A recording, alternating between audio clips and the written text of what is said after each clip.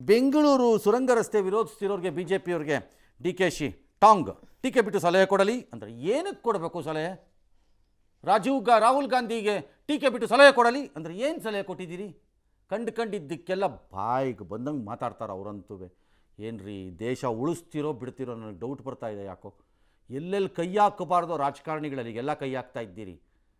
ಎಲ್ಲ ಅದರಲ್ಲೂ ಬರೀ ದುಷ್ಟ ಬುದ್ಧಿನೇ. ಥೂ. ಟನಲ್ ಯೋಜನೆ ಭವಿಷ್ಯಕ್ಕಾಗಿ ರೂಪಿಸಿರುವ ಟ್ರಾಫಿಕ್ ಯೋಜನೆ ಇರಬಹುದು. ಟ್ರಾಫಿಕ್ ಸಮಸ್ಯೆ ಪರಿಹಾರ ಆಗುತ್ತೆ. ಪರಿಹಾರ ಆಗಲ್ಲ. I will give it in writing to DK. ಬೇಕಾರೆ ಒಂಚೂರು ಶಫಲ್ ಔಟ್ ಆಗಬಹುದು ಅಷ್ಟೇ, ಒಂದಿಷ್ಟು ಟ್ರಾಫಿಕ್ಕು.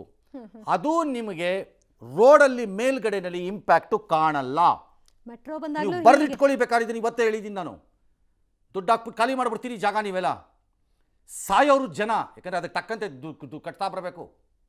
ಮೆಟ್ರೋ ಬಂದಾಗ ನೋಡ್ತಾ ಇರಿ. ಮೆಟ್ರೋ ಬಂದಾಗ ಹೇಳ್ತಿದ್ರಿ ಆಗೋಯ್ತು ಬೆಂಗಳೂರು ರೋಡೆಲ್ಲ ಕಲ್ಕಲಿ ಎಲ್ಲ ಹಂಗೆ ಕ್ರಿಕೆಟ್ ಆಡ್ಕೊಂಡು ಆಫೀಸ್ಗೆ ಹೋಗ್ಬೋದು ಅನ್ಕೊಂಡಿದ್ರು. ಅಷ್ಟು ಫ್ರೀ ಆಗಿರುತ್ತೆ ಅನ್ಕೊಂಡಿದ್ರು. ನನಗೆ ಯಾರೋ ಅವತ್ತು ಹೇಳಿದ್ರು, ಏನು ಸರ್ ರೋಡೆಲ್ಲ ಖಾಲಿನೋ ಚಿನ್ನಿದಾನ್ ರೆಡಿ ಜೋಬ ಅಲ್ಲೇ ಇಟ್ಕೊಂಡಿರ್ತೀನಿ ಬಿಡ್ರಿ ಹಂಗೇನೆ ಅಂದೆ. ಹಂಗೆ ಹೊಡ್ಕೊಂಡು ತಾರಣ ಆಫೀಸ್ಗೆ ಅಂದೆ. ಅಷ್ಟು ಫ್ರೀ. ಈಗೇನಾಯ್ತು? ಸೇಮ್ ಆಗತ್ತೆ.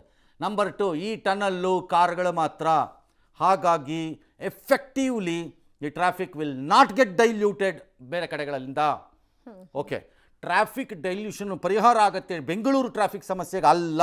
Because this is point to point ಇದೆ. 2-3 ಎಕ್ಸಿಟ್ ನೀವು ಕೊಡ್ತಿರಬಹುದು. ಅಂದರೆ 1 ಪೋರ್ಷನ್ ಆಫ್ ಇಟ್ ಅದು. ಬೆಂಗಳೂರದು ಹಾಗಲ್ಲ.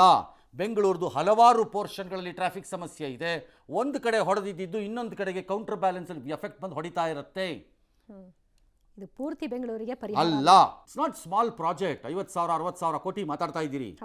ತಮಾಷೆ ಆಡಬೇಡಿ ಯಾರುವೆ. ತಮಾಷೆ ಅಲ್ಲ ಇದು.